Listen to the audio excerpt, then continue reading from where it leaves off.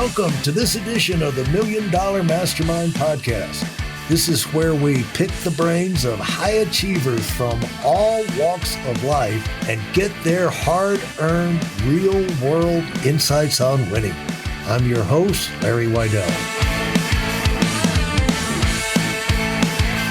Your journalism, it's one thing to say 20-year career in journalism. Part of that was writing. Most of it was writing. Most of it was writing. Your own books or articles. Where would your articles go? Everywhere. What publications would be after those articles? And, as a way of alerting people where you can find this kind of communication, That's so interesting that no one's ever, I've done hundreds of interviews. No one's ever asked that. Here's why it's interesting. Because this is how I learn in real time, because I talk to a visionary and they make me think about where I come from. And when you know where you come from, then you know where you are and you know where you're going. Just like, you with your cousin and then food stamps and me with my dad. Okay. So what would happen is, regardless of the publication that I worked for, and the last one I was at was a major site in downtown Chicago. It took 15 years of hard work to get to that. But what would happen is, if you wrote an interesting story, it would get picked up by everywhere else. So like I learned during the story writing process of what actually could go, I guess, for lack of a better term, viral, like what would be clicky. And so then what would happen is, like how I was connecting is like, definitely most journalists don't do this, but like a story that I wrote, or even my coworkers would write, it would get published on our site, and then I would send that link to, I guess, what would be called competitors or other outlets, because I knew many times they would pick it up and then give us credit first. And so like literally was doing what I'm doing with PR firm as a journalist. And I mean, no journalists do that. Journalism is like the most competitive, cutthroat, field on the planet. Like it's the opposite of entrepreneurship. It's like, it's just like kill the competition, put the other paper out of business. But I was never like that. It was all collaborative, even then. Yeah. Drudge. Trudge. I haven't heard that in a long time. Oh, he would always wear those hats. And then 60 Minutes did a big, what happened to him? What happened? I think he's still out there. Is he really? Yeah. Wow, yeah, I did not know that. But the thing is that as when you, from the beginning, you came up with this, you were obviously inspired by the word epic. When we get ready to write books or name companies, you save yourself so much time by coming up with the word that will cause people to click and like get it, where you don't have to explain. And so when you go in with epic as your lead word, that's not by accident, That's hilarious. And I appreciate that. And I always think it's hilarious when, again, I have zero business background. I didn't know you had to pay taxes 4 times a year. That probably makes you cringe. But no, I didn't know any of that stuff, because that's not why you go into journalism. So it's always funny to me when people spend like years and hundreds of thousands of dollars and, coming up with a name for their company or whatever. So like my wife surprised me with a trip to for 40th birthday to this nice resort. It was a nice surprise thing. And then on the way up there, I'm like, oh, I'll just start a company and call it BrEpic, because BR are the first 2 letters of last name. And then I just like saying the word epic all the time. I just think it's a really great word. As a journalist, would always try to get it into headlines or in the story, and would like in conversation, it just constantly came up. And now there's, BrEpic PR and BrEpic Network, and there's BrEpic youth baseball teams, BrEpic scholarships. There will be a BrEpic foundation. It's hilarious. I just think it's funny. And then like what has happened is, and then you brought it up masterfully here, is like people are like, oh, I heard the word epic today and I thought of you. I'm like, really? Yeah, That happens all the time. I just think it's funny. And it's a great word. It really is. And epic is a tale. It's a story. Like it literally is a story. So yeah. And as you as you talk to people, this thing, you're interested in connecting, and that's why you do it so well. And it probably, thank you. It was probably a vindication of sorts for your career path and your the things you believe in, where that thing the book did so well on Kindle, because that just showed you're connecting in a really outstanding way in a talk about super competitive. I remember when I put the book out, I had the publicist, and you think your first book, the most important book in the world, I want to make an impact. This is going to be, the next to the Bible. This is going to be the most, bought book of all time. And then your PR person comes and says, next week there's going to be another 20 or 30 books come out just like yours. Right. And so for you to fight through all of that and to get to where you've had the success you've had, recognized as a bestseller status, and ranked number 1 on Kindle, that's got to give you vindication that you're on the right track. Your instincts in terms of connecting with people, because that's proof positive you're connecting. And so, what would you think? Thank you. What would you think drove that?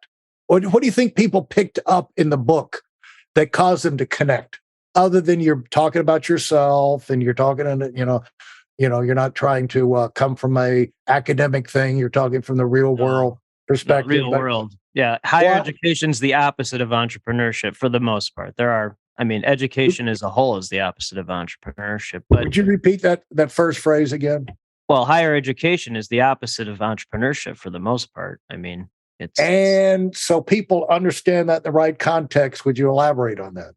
Well, higher education, again, there are exceptions, but higher educations are people that haven't been for the most part, are people that haven't been in the real world, so they don't understand how things actually work, and they're deep thinkers as opposed to active thinkers. Those are, and that's fine. And then entrepreneurs at the highest level never bring up where they went to school ever. Never. I've never had. And most of the people let me dovetail that. Most of the people I talk to have incredibly high IQ, however, many of them barely went to college, if not, and didn't even graduate high school, because that's not what true intelligence in entrepreneur world actually is. All that matters in entrepreneur world is results, actually doing something. And so overthinking that's torture for me because I'm an activator, but active thinking that's great. Think about it, now do it. There's the light, do it. There's your light, do it. So okay, I'm going to give you a theory on that and let you comment it. Okay. And my take on it is that, with the professors, they well-meaning, a lot of them are well-meaning, and, they don't see what they don't see. But the thing is, what they don't see is there's a fine line between mediocrity and greatness. And when you get in and you don't do things, you have to push yourself to get over that line. You don't fall backwards over into greatness, And I tell people, in training, you used to tell people, I don't know how good you're going to be, but you're not going to be good enough to get there with a half-hearted effort. Go ahead and jump in. Okay, yeah. So most people are playing not to lose, and then entrepreneurs are playing to win. So someone who's staying in an ivory tower institution is playing not to lose because they're protected by ivory tower institution. So that's playing not to lose. And then someone like that who's giving you advice on how not to lose, as opposed to how. That's why people ask me all the time, is there anything else you would have done differently, in this journey? I'm like, well, not really. But the only thing is, I guess I would have taken in college or high school an actual entrepreneur class taught by an actual entrepreneur, not a professor who's never really done anything. But even that, I'm kind of glad I didn't have any business background, because this is why I wrote the second book. And I guess to answer your question, why it's done so well is, I talk to 1 to 2 entrepreneurs at the highest level every single week that have let entrepreneur life destroy their family life or prevented them from having a family. And I'm like, well, yeah, so that's not good. And so being a journalist, you don't get into that for employee count revenue and all that stuff. So I just I'm a dad who happens to be an entrepreneur. So focus on family and network, and all this other stuff takes care of itself. So the book is How to Build Collaborative Global Companies while putting your loved ones first. And I mean, that's the message. I can't tell you how strongly I believe in that message. One, because you're a litmus test for the people you serve. But, I spend most of my day talking to the world's top entrepreneurs, and many of them have destroyed their families or never had a family and never had anything meaningful. And those are the most miserable people on earth because they have all this stuff and they don't know what to do with it. And they have nothing of meaning behind it. For those of you who are sick and tired of fooling around and are dead serious about wanting to move up fast, I've got something especially for you. I've combined the best insights from over 40 years in business and making $70 million in income and compressed them into a free webinar. That's right, it's a free resource. If you want to find out exactly what the concepts are that I use in coaching $1 million earners, register now at WeidelOnWinning.com. You'll discover the 5-part framework used by so many to reach their financial, personal, and professional goals. You can find that link in this episode's show notes.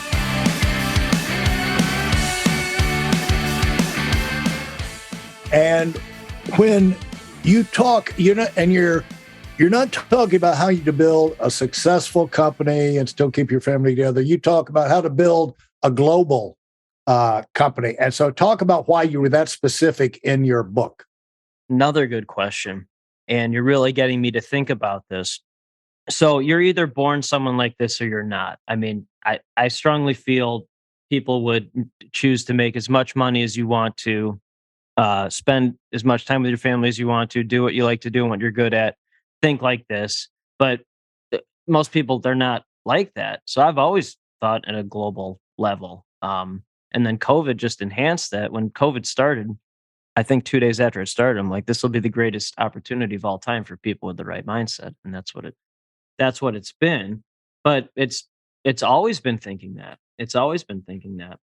And again, I think because of my parents, just where I come from, got that full global wisdom, especially from my father, who was, in Europe, served in Europe, World War II, and then was in the Korean War as well. And there was a full global traveler. Like, my brain it simplifies everything into patterns. So the formula for creating a successful global company is very simple. It's very simple. Okay. So here it is. This is the whole thing: is you see a problem, create solution, problem solve, successful global company. So see a problem, create solution, problem solve, successful global company. So with PR firm, created entire company based on how PR firms annoyed me for 20 years, saw a problem, created solution, problem solve, successful global company. It solves the problem. So it doesn't matter where the partner's located. It doesn't matter what they do unless it's politics, because then I ignore it. And it doesn't matter how big the company is. That's completely meaningless. It just solves the problem. So it works anywhere, any size, any industry. We just only partner with visionaries who want to change the world. How did the PR companies, and what about them? What was the problem? Yeah. What was the problem? What is the genesis, the root, the how does that play out? And why did you have such a problem? Yeah, you're going to laugh. So any great entrepreneur, they see a problem or a loophole, and then they create the solution and they solve it. So it's the same. That's all I hear. It's the same thing over and over. Right. So I was annoyed by useless press releases. As a journalist, you receive useless press releases from hundreds of people every single day. Useless. And the press releases talk about what you do and nobody cares. Right. That's a problem. Right. And yet people keep doing the same. That's annoying. So our firm, and by the way, the firm's entire process on the website, I never knew what PR firms do because they never put what they're doing on the website. So my firm's entire solution's on the site, but we create stories. They become links on clients' website under news or blog. So it look like a story. You see them, Atlanta Journal Constitution, whatever that is, and then take that link, pitch to media, and then media is immediately interested. So, and then it's intro. It just cuts through all this nonsense that most people are dealing with. And how did you turn that into, how does the network side of it come in? That's a great question. So, the second company is a SaaS platform. It's LinkedIn without the BS. I like LinkedIn. but most of LinkedIn is BS. So it's the same formula. See, so the problem with all these platforms, they let everyone in. People at the highest level don't have time for that. So we created a high price point, invite only connectivity platform. So I can barely hold a pencil. So me creating a SaaS platform, that would not work. I would electrocute myself, die, have a nervous breakdown. So my partner, I'm in Chicago. My partner, I would describe him, his name's Mark Fujiwara. Most of his day is doing 8 and 9 figure deals. I would describe him, I'm happy to introduce you to him if you'd like, by the way. Sure. He's a visionary integrator. So he's full backstage, but he's an even bigger visionary than I am. So I talk about it, and then I introduce people to him, and then he does his magic with them. And then I am an integrating visionary. So I'm full front stage, but I also can follow through, which is very, very rare for people like us. Usually people like us have teams of many, many, many, many, many people, because there's no follow through. I have high quick start and high follow through. And so basically what it is technology for what already doing with PR firm through media. It's just connections for anything. You want your movie script done, you want to sell your company for 9 figures, you want 10 new coaching clients. Like, that's literally all it is. And how did you meet? If you said it's Mark Fujiwara. Yeah, we met virtually. We're both in an entrepreneur group called Strategic Coach 10X. I'm very confident saying it's one of the top entrepreneur groups in the world. Dan Sullivan is the co-founder. Mark and I have met 2 times in person, once at the launch party, and then my wife Sarah and I went to visit Mark and his wife Amy in San Francisco a couple months ago for dinner. So we've done all of this virtually besides that. I heard this a long time ago, and it was really helpful. They said a lot of revolutions most revolutions are won with just a few people at the center,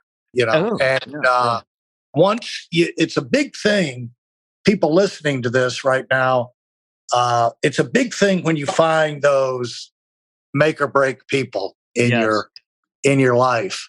And so talk about how you and Mark came to, I'm trying to get myself centered in this, how you two came to together. Yes. How you found each other and all of that. Because a lot of times it's totally random. Oh, I don't believe in randomness. No, I stopped believing in randomness a long time ago. Yeah, things are. Okay, well, you can correct me. So go ahead. Oh well, the only proof, the only proof of God that I need is that someone like my wife married me. Like, that makes no sense, and I'm just like, all right, that's God. Thank you for that one, because she's like a pediatrician, so warmth, empathy, rules, caring, order, calendar items, lists, and then I'm full maniac entrepreneur. So like, people meet my wife and they're like, they get confused. So that's the only proof that I need.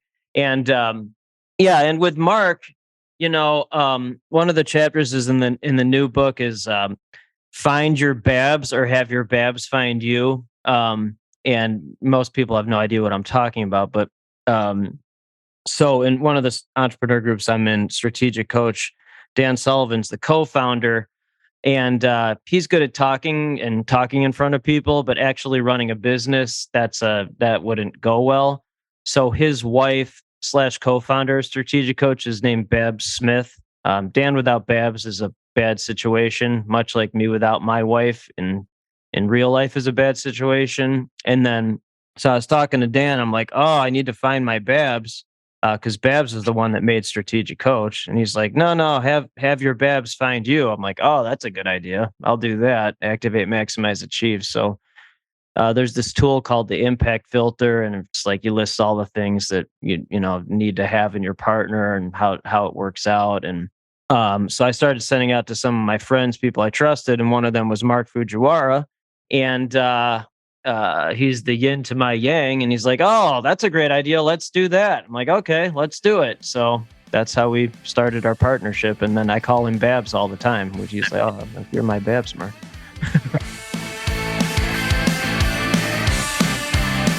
Thanks for listening to the Million Dollar Mastermind. If you felt there were any valuable takeaways from this episode, please take a minute and leave us a 5-star review. Your feedback is important and really helps us get the word out to a wider audience. Remember, we have a valuable webinar that is absolutely free Register for it right now at WeidelOnWinning.com. Thanks for listening.